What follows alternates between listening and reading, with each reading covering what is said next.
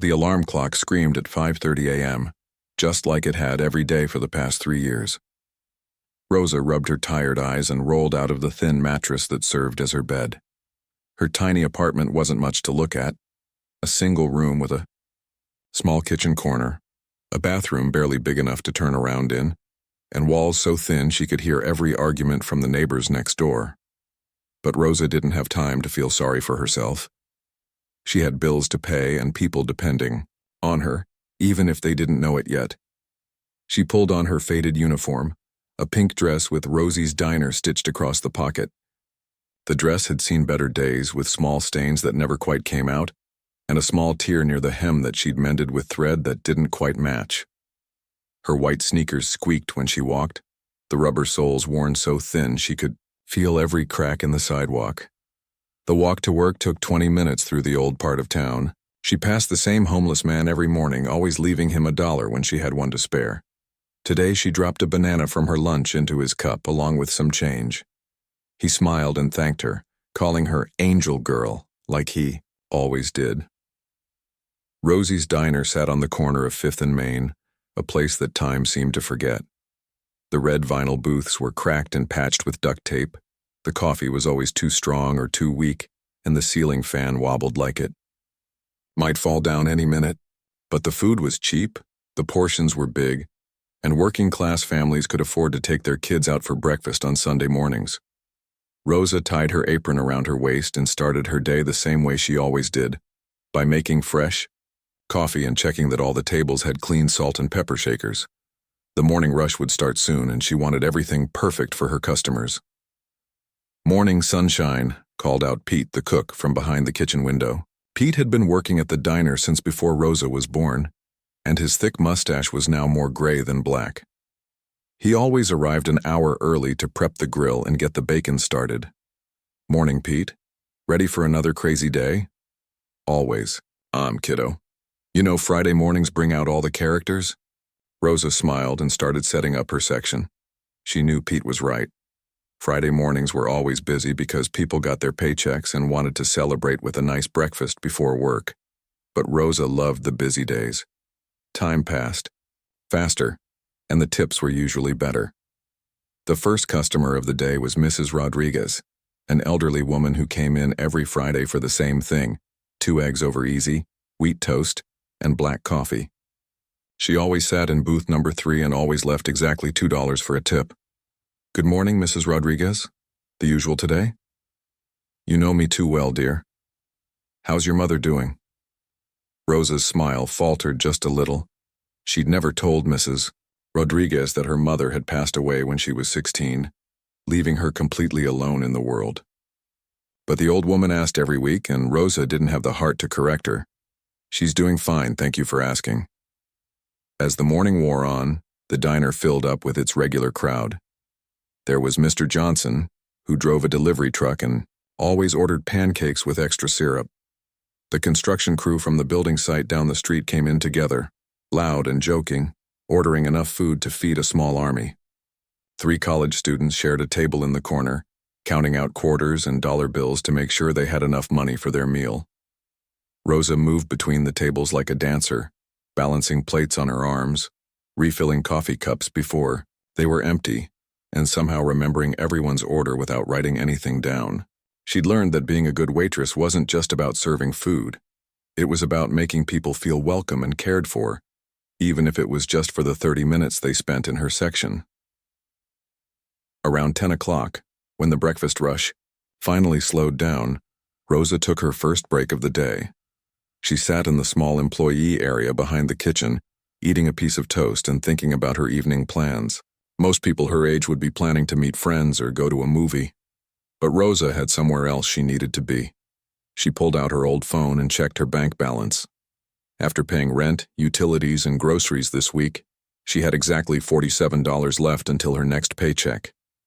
Most people would keep that money for emergencies or maybe buy themselves something nice. But Rosa had been planning this for weeks. Yesterday, she'd stopped by the thrift store on her way home from work. Hidden in the back corner, she'd found a box of children's books that someone had donated. The books were used but in good condition, and the store manager had let her have the whole box for $15. She'd spent another $10 at the dollar store, buying crayons, construction paper, and glue sticks. The plan was simple. After work, she would stop by Sunshine Children's Home, just like she did every Friday. She'd been visiting the orphanage for over 2 years now, ever since she'd walked past it one evening and seen a little girl pressing her face against the window, looking so sad and lonely that it broke Rosa's heart.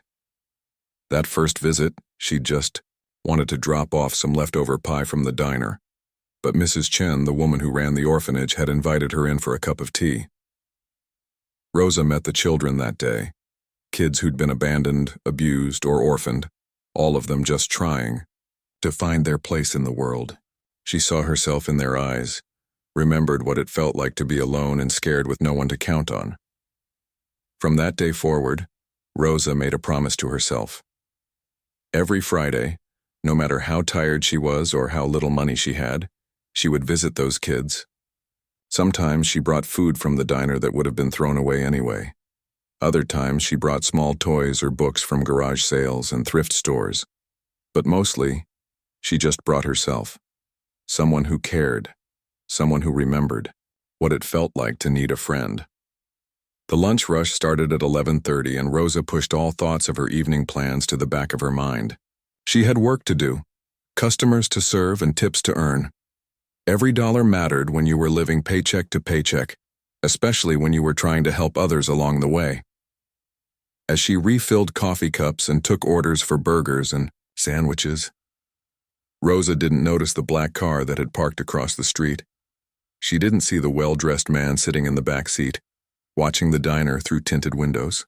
She had no idea that someone had been observing her Friday visits to the orphanage for weeks, trying to understand what kind of person gives so much when they have so little. Rosa was too busy being herself, a young woman who worked hard, treated everyone with kindness, and believed that even small acts of love could make a difference in the world. She had no way of knowing that her simple, generous heart was about to change her life in ways she could never imagine. The afternoon sun streamed through the diner windows as Rosa wiped down tables and got ready for the evening shift. In a few hours, she would clock out, pick up her box of books and art supplies, and head to Sunshine Children's Home. Just another Friday evening in a life built on quiet acts of kindness that she thought no one would ever notice. David Mitchell adjusted his tie as his driver pulled up to the curb. The black sedan felt like a fortress of leather and silence, a world away from the busy street outside. He'd built his technology company from nothing, turning a simple idea into a billion-dollar empire. But success had taught him something most people never learned, that money could buy almost anything except the one thing he valued most: genuine human kindness. Today marked his third week of what his assistant called charity research. David preferred to think of it as detective work. His foundation received hundreds of funding requests every month, each organization claiming to change the world. But David had learned to be careful. Too many charities were run by people who cared more about fancy offices and fat paychecks than actually helping anyone. That's why he was sitting outside Sunshine Children's Home on this Friday afternoon, watching and waiting. He'd received their funding request 6 months ago. A simple, handwritten letter asking for help with basic needs like food, clothing, and educational supplies. No glossy brochures, no professional presentation. Just an honest plea from someone who seemed to genuinely care about children. The building itself told a story. The paint was peeling in places, and the playground equipment looked like it had been there since the 1980s. But the windows were clean. The small garden was well tended, and David could see children's artwork taped to the inside of the glass. This wasn't a place trying to impress donors with fancy decorations. This was a place focused on the kids. His phone buzzed with messages from his office, but David ignored them. At 52 years old, he'd learned that the most important business often happened when you stepped away from the boardroom and actually observed the world around you. His assistant probably thought he was crazy for spending his Friday afternoons sitting in a car outside an orphanage. But David had built his fortune by noticing details that other people missed. At exactly 6:15 p.m., just like the previous 2 weeks, David saw her coming down the street. The young woman from the diner, he'd learned her name was Rosa by listening to conversations through the open windows. She carried a worn canvas bag over her shoulder and walked with the tired gait of someone who'd been on her feet all day. But what struck David wasn't her appearance. It was what happened when she reached the orphanage doors. Rosa's whole posture changed.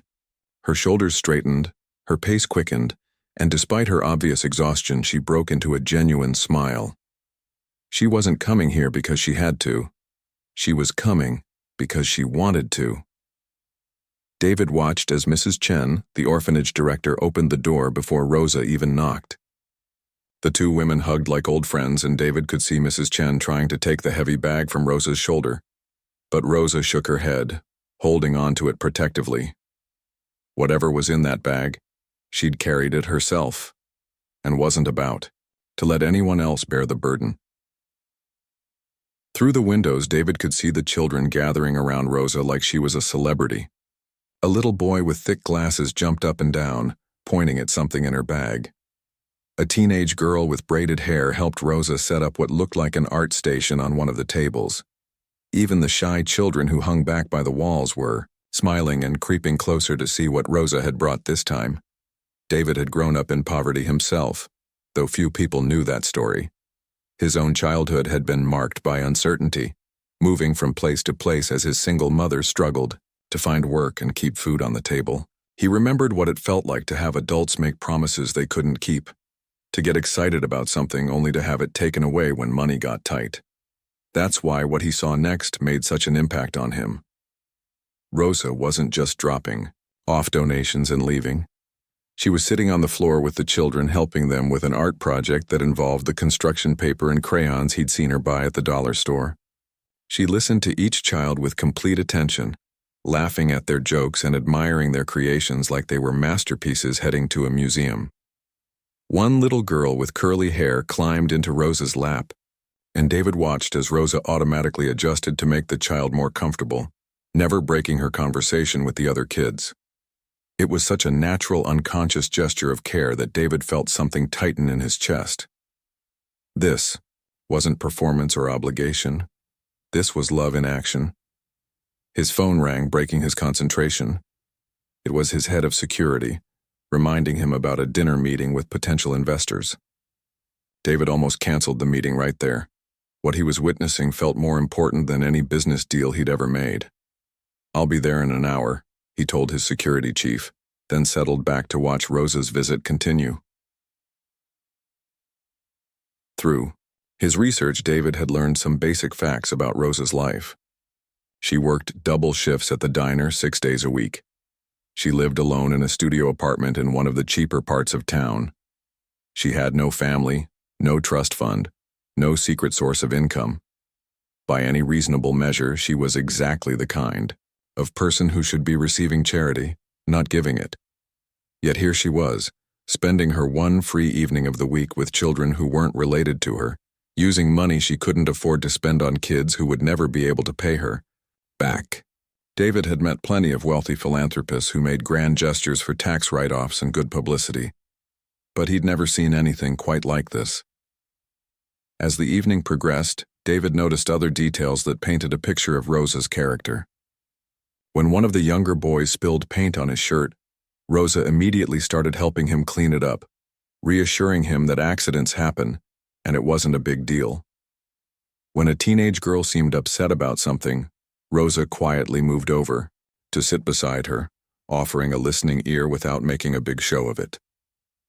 Most telling of all was what happened when Mrs. Chen tried to offer Rosa dinner. David could see Rosa politely declining, patting her stomach and making some excuse about having eaten already. But David had been watching the diner all week. He knew Rosa often skipped lunch to save money. She was probably hungry, but she didn't want to take food that could go to the children instead. Around 8 p.m., Rosa started packing up her art supplies. David watched as each child came to hug her goodbye, some of them clinging to her like they didn't want her to leave. Rosa knelt down to their level, making individual promises about what they'd do together next week. David couldn't hear the words, but he could see the impact. These children trusted her completely.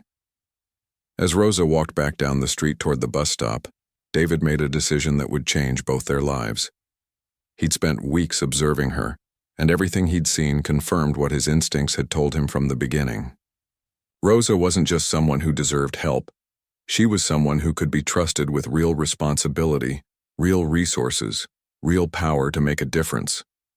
His phone buzzed again with reminders about his dinner meeting, but David was already planning something much more important. He needed to learn more about Rosa's background, her education, her dreams, because he had a feeling that this tired waitress who spent her Fridays making orphaned children smile might just be the person he'd been searching for all along. The black sedan pulled away from the curb, but David's mind stayed focused on what he'd witnessed. In a world full of people trying to get ahead, he'd found someone who was genuinely trying to lift others up, and that was worth more than all the money in his foundation. The snow started falling early that Tuesday morning, thick, flakes that stuck to everything they touched. By noon, the weather forecast was calling for the worst storm in 5 years. Rosa watched through the diner windows as the world outside turned white, and a knot formed in her stomach that had nothing to do with the lunch rush. Winter was always hard at Sunshine Children's Home. The old building struggled to keep warm, and many of the children only had thin jackets that weren't meant for serious cold. Rosa had been planning for this day for weeks, ever since she'd overheard Mrs. Chen on the phone with a supplier, quietly explaining that the orphanage couldn't afford to buy winter coats for all the children this year. "Looks like it's going to be a nasty one out there," Pete called from the kitchen, flipping burgers on the grill. "You sure you want to make your usual Friday visit in this weather?" Rosa glanced at the calendar. It was only Tuesday, but she couldn't wait until Friday, not with temperatures dropping and children who needed warm coats tonight. "I have to go today, Pete. The kids need these coats before it gets any worse." She touched the envelope in her apron pocket, her security deposit for next month's rent.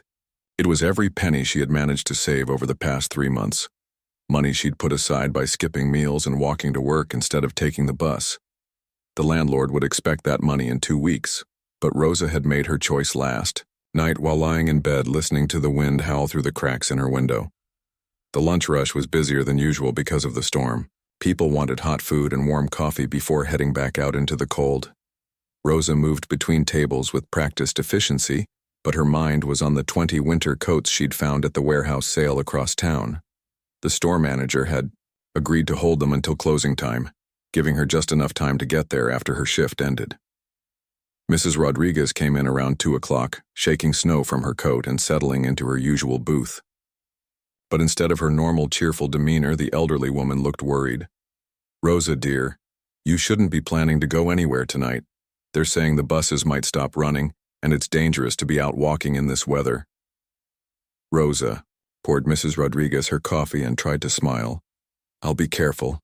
I have somewhere important I need to be. More important than your own safety. Child, whatever it is can wait until tomorrow." But Rosa knew it couldn't wait. She'd seen the bay.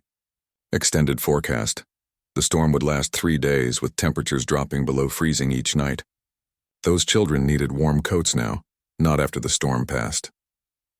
At 4 o'clock, Rosa clocked out and bundled up in her own thin jacket. The wind hit her like a slap as soon as she stepped outside, and she had to squint against the driving snow to see where she was going.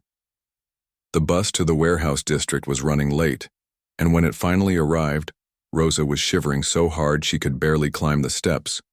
The warehouse was warm inside, filled with racks of discounted clothing from stores that had gone out of business. Rosa found the manager, a kind woman named Betty who remembered their phone conversation from the week before. "Honey, you sure you want to do this today? These coats aren't going anywhere, and this storm is getting worse by the hour." Rosa pulled out her envelope of rent money, trying to keep her hand steady. "The children need them tonight. They can't wait for better weather." Betty's expression softened as she looked at the worn bills Rosa counted out on the counter. "These are for children at the orphanage?" "Yes, ma'am. Sunshine Children's Home on Oak Street.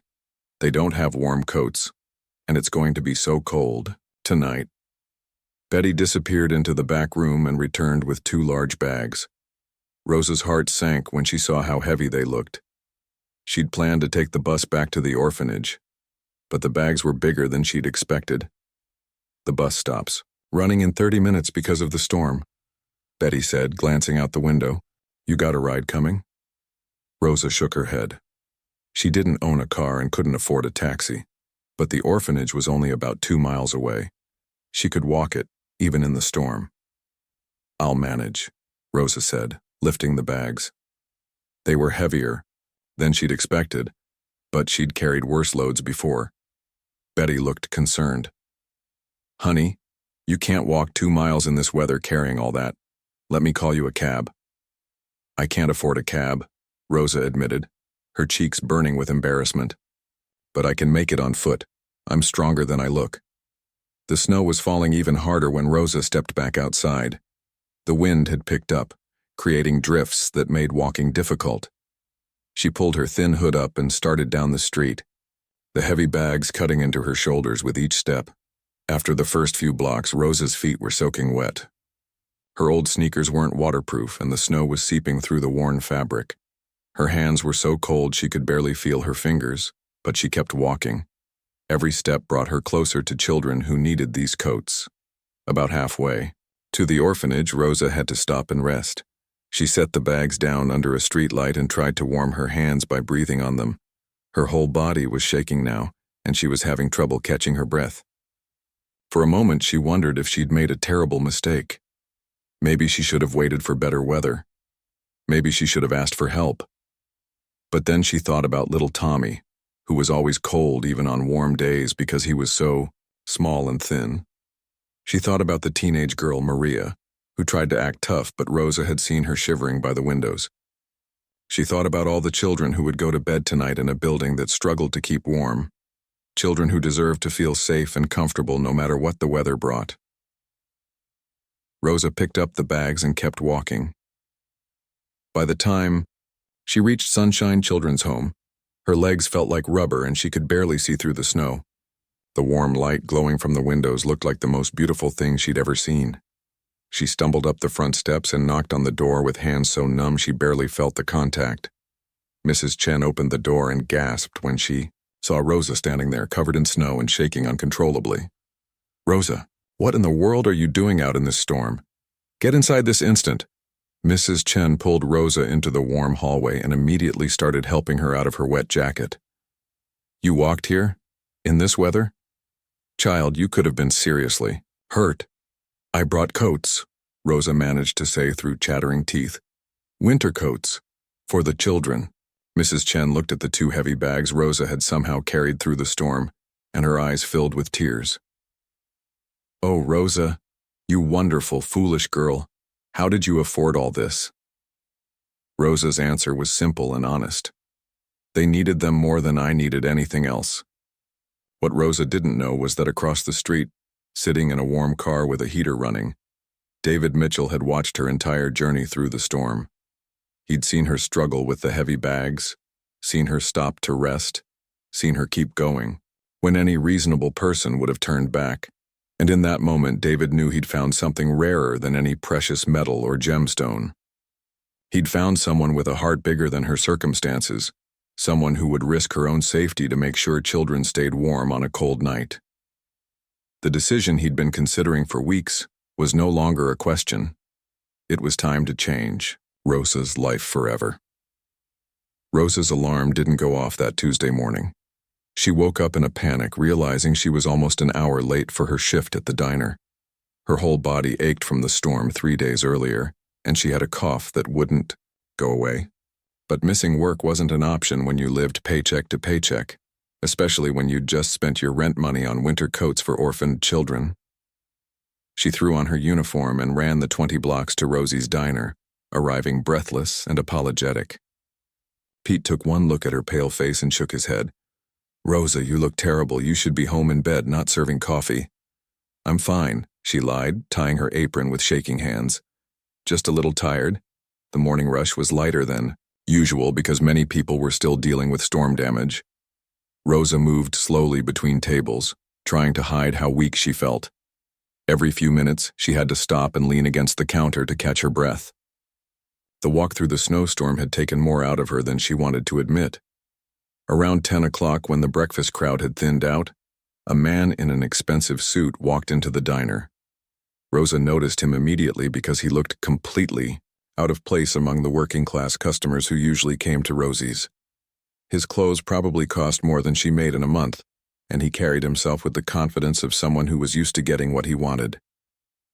The man looked around the diner for a moment, then walked directly to Rosa's section and sat down in the corner booth. Rosa grabbed a coffee pot and went over to greet him, wondering what someone like this was doing in a place like Rosie's. "Good morning, sir. Can I start you off with some coffee?" "Please," he said, studying her face carefully. "And could we talk for a moment when you have time? It's important." Rosa felt a flutter of panic. Had she done something wrong? Was this about the coats she'd bought for the orphanage? She couldn't think of any reason why a wealthy stranger would want to talk to her specifically. "I can take a quick break now if you need something," she said, trying to keep her voice steady. "My name is David Mitchell," he said as she poured his coffee. "I was wondering if we could have a private conversation about your visits to Sunshine Children's Home." Rosa's hand froze halfway to the coffee pot. Her heart started beating so fast she thought it might jump out of her chest. This was it. She was in trouble. Maybe she wasn't supposed to bring food from the diner to the children. Maybe she'd broken some rule she didn't know about. "Am I in trouble?"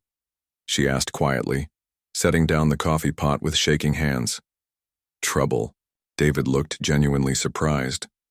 "No, Rosa, you're not in trouble at all. Quite the opposite, actually.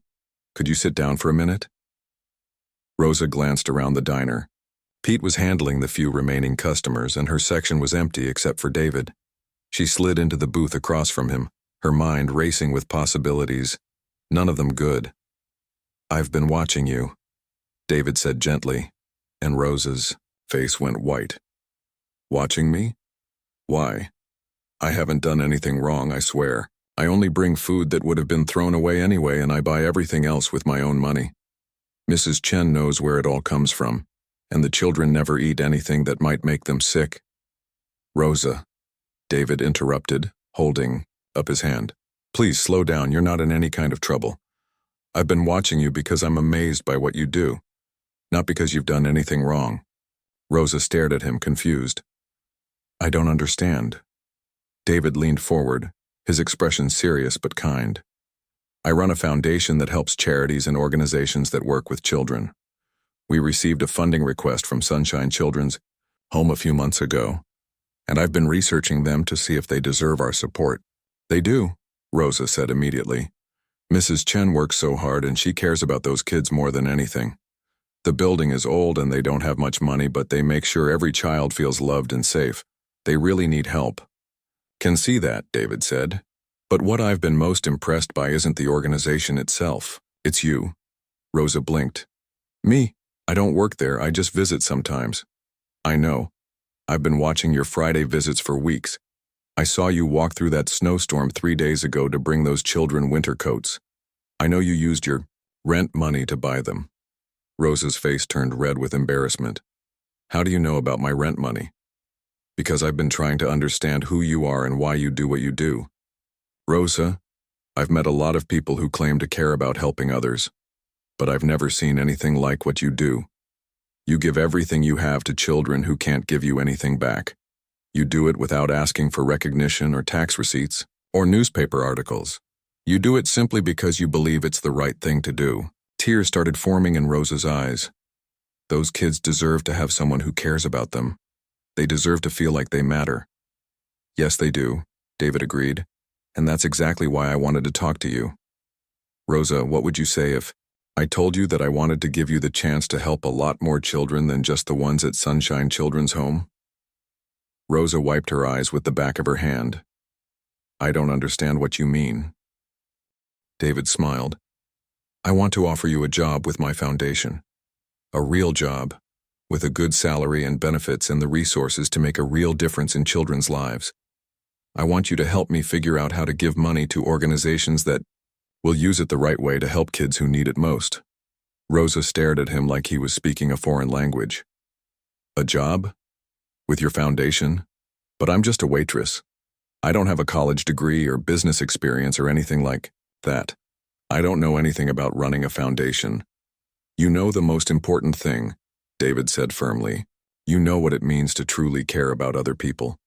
You can learn the business skills, Rosa. But I can't teach someone to have your heart. Rosa shook her head, overwhelmed. This has to be some kind of mistake. People like me don't get opportunities like this. I'm nobody special. Rosa, David said gently. 3 days ago, you walked 2 miles through a blizzard carrying heavy bags because you couldn't stand the thought of children being cold. You spent your rent money on coats for kids you're not related to, kids who will never be able to pay you back. You do this every single week, giving whatever you can spare to make their lives a little bit better. If that doesn't make you special, I don't know what does.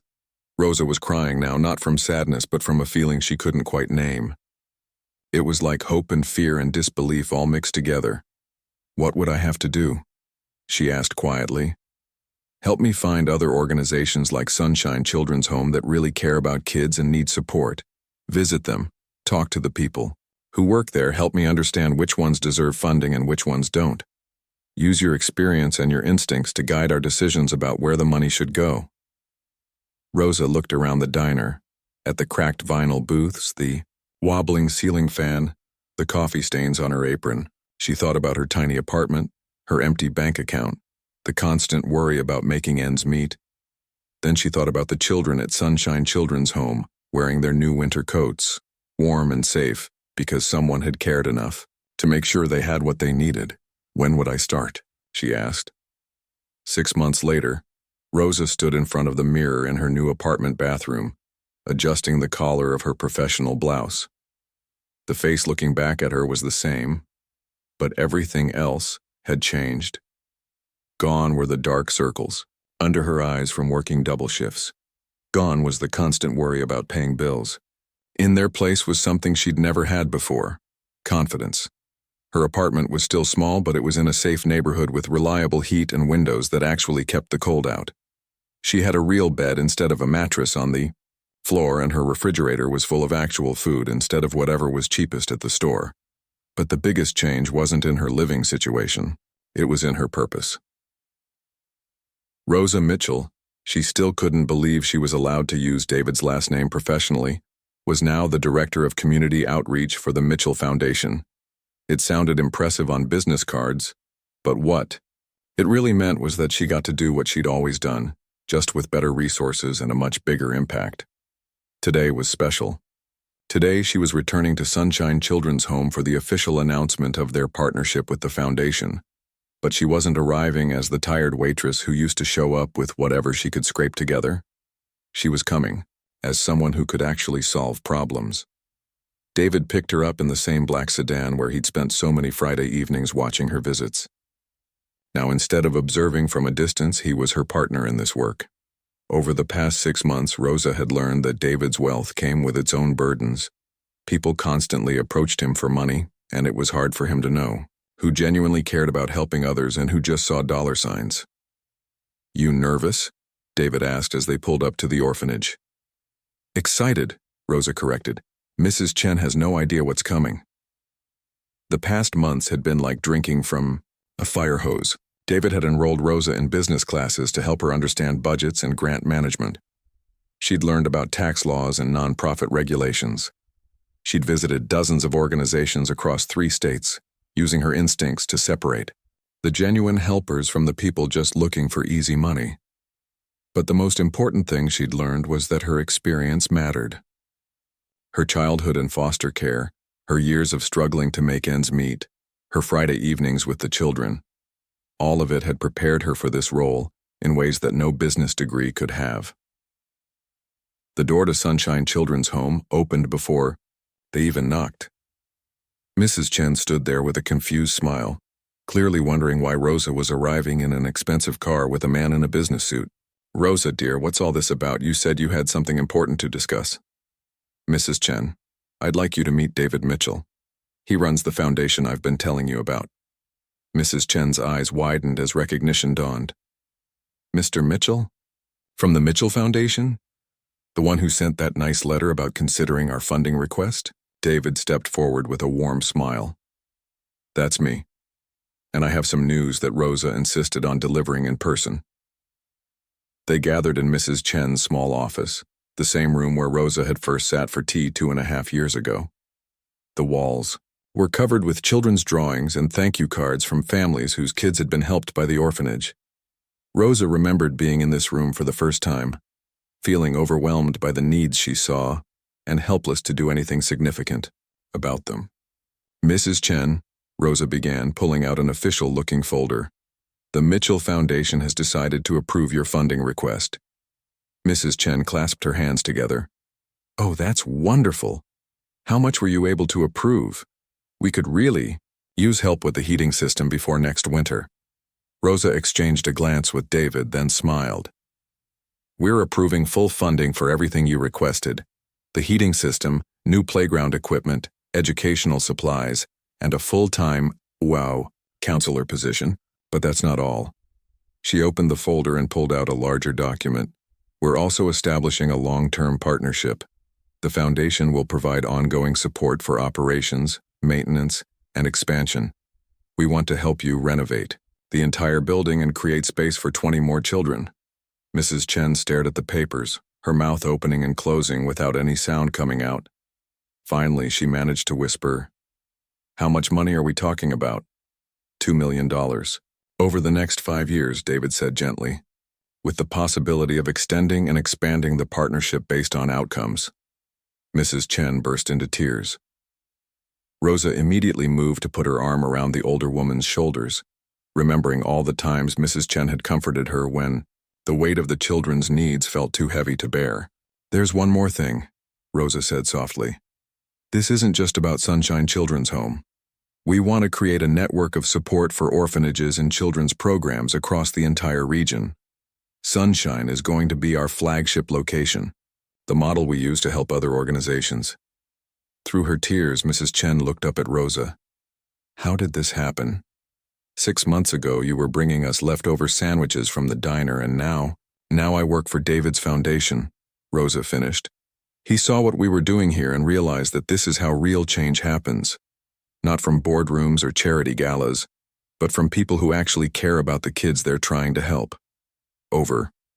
The next hour, they walked through the building together, with Rosa and David explaining their plans for each area.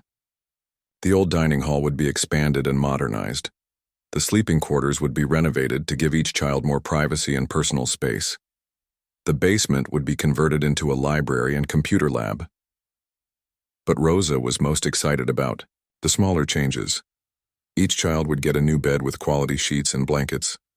The kitchen would be fully stocked so no child would ever go to bed hungry. There would be money for field trips, birthday parties, and all the little things that made childhood special. The children started arriving home from school while they were talking, and Rosa watched their faces light up when they saw her. Little Tommy, who was bigger now but still the shy boy she remembered, ran straight to her for a hug. The teenage girl, Maria, hung back by the door but smiled when Rosa waved at her. Miss Rosa, Tommy exclaimed. Are you here for Friday art time? But it's only Tuesday. I'm here for something even better, Rosa told him. How would you like it if every day could be special here? If we could fix everything that's broken and add lots of new things to make this place even better? Tommy's eyes went wide. Really? Like what kind of things? Like a real playground with swings that don't squeak. Like computers so you can learn about anything you want. Like a library full of brand new books.